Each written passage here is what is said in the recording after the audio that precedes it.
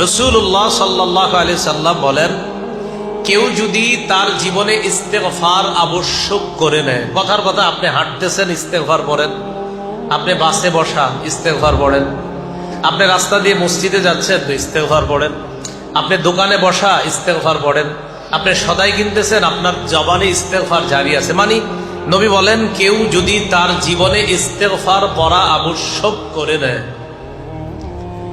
জাআলাল্লাহু মিন কুল্লি দীকিন মাখরাজা, আল্লাহ পাক রব্বুল আলামিন সমস্ত সংকীর্ণতা থেকে তাকে বের হওয়ার রাস্তা বের করে দিবেন। সমস্ত সংকীর্ণতা থেকে উদ্ধারের রাস্তা আল্লাহ তাকে দেখায় দিবেন। ওয়া মিন কুল্লি হাম্মিন ফারাজা। শুধু তাই না, আপনি গত 5 বছর যাবত খুব পেরেশানিতে আছেন, আজকে থেকে শুরু করেন। যারা পেরেশানিতে আছেন আজকে থেকে ইস্তেগফারের আমল শুরু করেন, এই নিয়তে যেন আল্লাহ আপনাকে পেরেশানি থেকে হেফাজত করে। রাসূলুল্লাহ সাল্লাল্লাহু আলাইহি সাল্লাম বলেন, ইস্তেগফার যে ব্যক্তি পড়বে, ওয়া মিন কুল্লি হাম্মিন ফারাজা, আল্লাহ পাক রব্বুল আলামিন তাকে সমস্ত পেরেশানি থেকে মুক্তির ব্যবস্থা করে দেন।